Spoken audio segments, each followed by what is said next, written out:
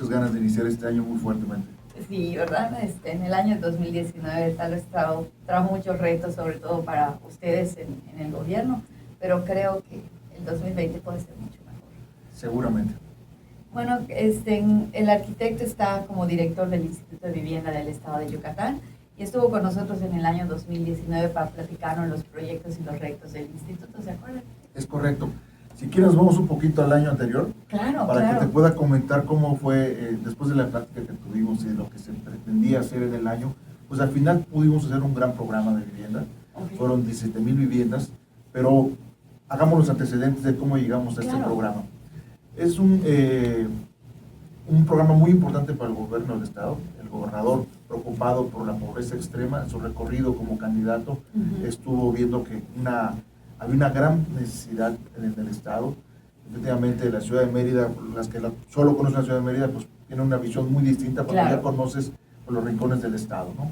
Entonces sí empiezan a ver una gran necesidad. El gobernador le pide al secretario Roger Torres de Cedesol que pudiera armar un programa que se llamara Combate a la Pobreza Extrema. En este combate a la pobreza extrema se atacan 5 ejes: el eje de salud, el eje de alimentación, el eje de educación, el eje de economía a través del trabajo y donde nos ocupa a nosotros es el eje de vivienda. En ese eje de vivienda lo que trabajamos fueron 2 indicadores muy fuertes que tenemos en lo que es calificados por Coneval en 2 aspectos. Uno que es carencia de la vivienda en la calidad de los espacios. En ese se refiere, bueno, ese es uno. El otro es accesibilidad de los servicios básicos de la vivienda. Entonces, en el primero se refiere, el indicador más fuerte que tenemos es el hacinamiento. El vivir mucha gente en un espacio pequeño, como dice el gobernador, el vivir achocados, ¿no? Realmente nosotros estamos viendo de que hay más de una familia, o sea, 2 o 3 familias viviendo en un mismo espacio. Entonces, nuestro programa se dirigió a hacer recámaras adicionales para poder empezar a separar a las familias de las que viven uno más familias, o incluso cuando hay una familia que tiene pues ya un número mayor de gente, o sea, de sus hijos, ¿no? Porque el hacinamiento, el factor habla cuando ya viven más de 2.5 personas en un mismo espacio, ya se detecta hacinamiento. Hablas del mismo espacio para uso general, ¿no? No solamente para dormir, sino para uso general, ¿no? Sí, recordando el tema de la pobreza extrema, hablemos de eso, vas a una vivienda que es una sola pieza, donde obviamente es una multiusos, y obviamente pues ahí están los papás y están los hijos en el mismo espacio. Y a veces los abuelitos.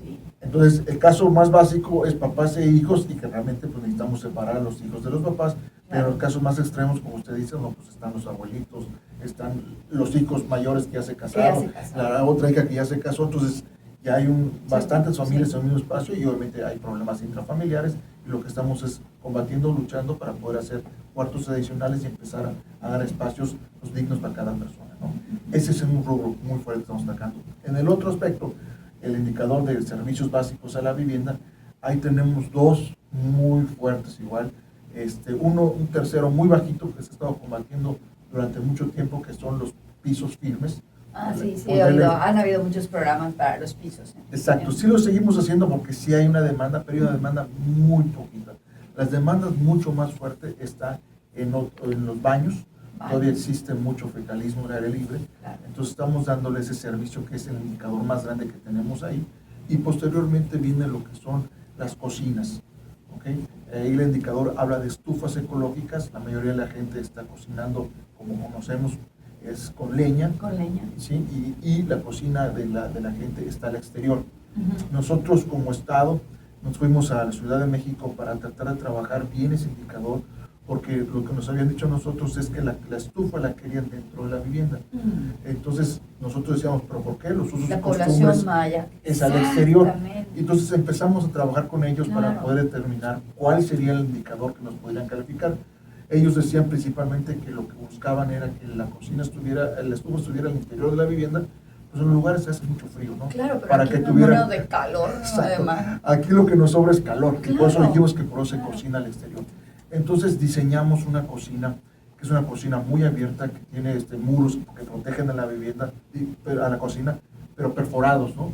y un muro completamente transparente para que se siga sintiendo como dentro y fuera. Prácticamente es como si fuera un porche, una terraza, ¿no? Como si fuera, pero igual me imagino que hacían la semblanza del bajaré, que era el que ellos Es usaban, correcto, ¿no? es correcto. O sea, de alguna manera eso me da mucho gusto, arquitecto, porque a veces cuando se han dado indicadores que hace gente en el centro, en México, no perciben la situación de que nosotros seguimos siendo un pueblo con cultura maya. O sea, Mérida es otra cosa tal vez. Y aún en Mérida hay hacinamientos que también me supongo que van a atacar en niveles sociales bajos. Pero en los pueblos es impresionante ver en programas anteriores cómo las construcciones que se hicieron están abandonadas o se usan de bodega, cuando no se toman estas consideraciones que ustedes están tomando. Eso fue algo que trabajamos muy directamente con CONAVI. CONAVI estamos con SEDATU. En el caso de CONAVI fue la directora, que pues, es una gran aliada para el Estado, claro. En este caso. Ella trabajamos de la mano. Obviamente lo primero que nos pidió, no queremos repetir los errores de los programas anteriores. Como bien mencionas, ese tipo de programa que tú dices que se convirtió en una bodega, fue algo que realmente se agarró el cuarto adicional como si fuera una casa nueva.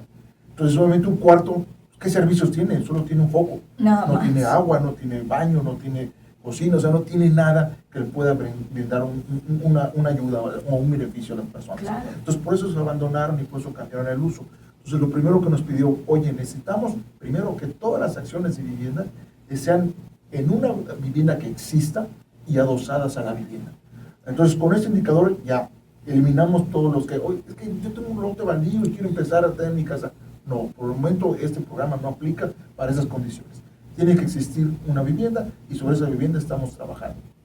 Y con ella, de la mano también diseñamos, como te decía, la tropicalización de alguna manera, para explicarlo, de los programas, de tal manera que le explicamos que el baño sí estaba adosado a la vivienda, pero la puerta tenía que ser al exterior. Por eso se costumbres de salir al patio, al baño. Y además ellos siempre tienen, los mayas siempre tienen su baño separado. Es correcto. Entonces sí estamos de alguna manera identificando las usos y costumbres y adaptándolas. Okay. Entonces, para terminar, el programa fue un éxito. Fueron 17,000 viviendas, 17,000 acciones que se lograron en el Estado. En un año. En un año. Wow. Fueron una inversión de 900 millones de pesos, una inversión tripartita, donde por iniciativa del gobernador destinó en su presupuesto 300 millones del gobierno del Estado, y con eso nos fuimos a ver a los ayuntamientos para que pusieran ellos en la suma otros 300 millones, y ya con los 600 millones del gobernador hizo una gran gestión con el presidente de la República para que nos apoyara con 300 millones adicionales y lograr juntar esos 900 millones para 17,000 acciones de vivienda, que es un hecho histórico para el Estado, que en un mismo año pudiéramos hacer tal cantidad de acciones, y lo que a mí me deja con una gran satisfacción, que pudimos ayudar a 17,000 familias para poder, de alguna manera, no puedo decir que sacarlos de la pobreza extrema, pero sí ayudarlos a que vivan de una mejor manera. Claro. Como dice el gobernador, para elevar la calidad de vida a todos ellos. De alguna manera, para que estén más cómodos. ¿Quién no quiere estar cómodo en su propia casa? Tener un espacio un poquito más amplio, un espacio pues más habitable, ¿no? Dirían los arquitectos como tú y como los que hacen estudios sobre la cultura maya, pero qué gusto, ¿no? Y además, el lograr que los tres órganos, los tres niveles de gobierno hayan trabajado juntos para estas acciones. Eso es lo más importante. O sea, evidentemente lo primero son los beneficiarios, ayudar a los 17,000 familias, pero lo segundo, quedó muy claro que la única manera de poder llegar a tanta gente y ayudarlos es uniendo los esfuerzos. Y en estos tres niveles de gobierno, y entendiendo de que son diferentes colores, totalmente. Entonces sí quedó muy claro el trabajo que hicimos con los ayuntamientos, de que no se trata de ayudar a tu gente, a mi gente, a su gente. No. Es ayudar a todos los yucatecos que más lo necesitan. Y yo creo que ese cambio de paradigma, de que realmente olvidarnos de los colores, como el gobernador nos ha impulsado a trabajar, y ayudar realmente a la gente que lo necesita, creo que fue un gran acierto, y lo seguiremos haciendo en este nuevo año, porque el gobernador dispuso en el presupuesto otros 300 millones de pesos para continuar con un programa. Ojalá el gobierno federal, porque todavía estamos en eso, pueda también acompañarnos, porque los ayuntamientos ya están también listos y preparados para poder trabajar con esos 600 millones. Qué interesante, Carlos, qué interesante que los recursos más importantes de alguna manera se estén aplicando en gente que lo necesita más. Es correcto. Y como bien dices, y los alcaldes ya entendieron la dinámica de poder trabajar de manera coordinada, se dieron cuenta que podemos trabajar muy bien y podemos tener mucho más logros, ¿no? Sí, y son acciones que permanecen, son acciones que ahí se van a quedar, no son que desaparecen que de alguna manera se van a heredar, ¿no? Y van a servir para que la gente viva mejor, ¿no? Y el satisfactor, ¿no? Porque al final sí vimos que la gente lo necesita. Y mucha gente dice, oye, ¿por qué están regalando las cosas? Es que estás viendo de que hoy el programa es combate a la pobreza súper extrema y sabiendo que esa gente no hay manera de salir adelante si no los ayudamos. Y yo creo que ese es un gran logro. Yo recuerdo que eran 22 municipios con problemas de pobreza extrema, ¿o estoy...? Mira, 22 los indicadores, Ajá, pero realmente exacto. si te vas a analizar cada Ajá. uno, es muy diferente. Realmente acordemos cómo se hacen las investigaciones o cómo se manejan los indicadores. Se hace sobre una población, una muestra. Sí, claro. Entonces esa claro. muestra pues obviamente pues no puede abarcar todo. Y sí fue un gran trabajo que también hizo Cedesol, hacer un censo de población. Se visitaron creo que más de 400,000 familias en todo el estado para poder identificar dentro de los La 5 gente que ejes más, cuáles son las carencias y cuáles son los apoyos que más necesitaban. Y sobre eso estaremos trabajando en este año 2020, ¿no? Y algo, bueno, este es definitivamente el programa más importante, ¿no? Porque se va a abatir la pobreza extrema, bueno, o al menos la habitabilidad en la pobreza extrema. Sí. Y algún otro programa de vivienda que haya enfocado el gobierno en acciones obviamente menores, no de tanto impacto. Pero... Mira, no puedo anunciarlos ahorita, nada más te puedo decir que sí estamos trabajando en otros proyectos, ya que realmente los tengamos bien armados y obviamente anunciados por el gobernador, con mucho gusto los podemos compartir. Perfecto. O sea que Pero vamos a tener sorpresas sí, durante el año. Vienen programas muy interesantes en la costa, sobre todo vamos a querer cambiar las cosas que se vienen haciendo de una manera muy atropellada durante muchos años. Queremos también cambiar ahí paradigmas, queremos trabajar también en planteamientos dentro de las ciudades, lo que se trabaja, por ejemplo, aquí en la ciudad de Mérida, dentro del anillo periférico, impulsar la densidad, cambio, el tema de hacer nuevos modelos de ciudad.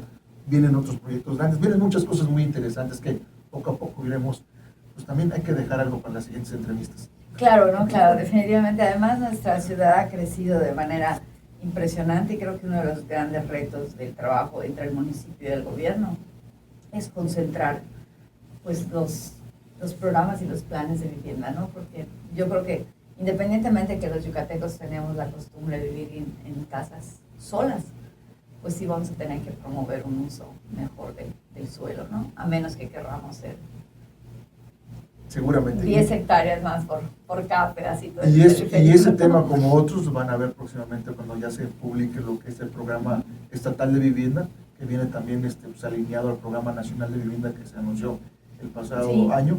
Y la idea es que en el estado pues también trabajemos pues con toda la comunidad que tiene expertise en esto para poder llegar a cumplir los objetivos de este programa estatal de vivienda.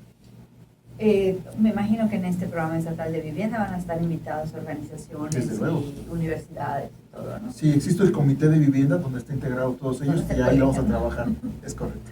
Ok, pues muchísimas gracias, Carlos. Es impresionante ver cómo pues los planes y los proyectos tuvieron un aterrizaje, ¿no? Y de lo que hablábamos el año pasado ya podemos hablar de acciones concretas que se realizaron.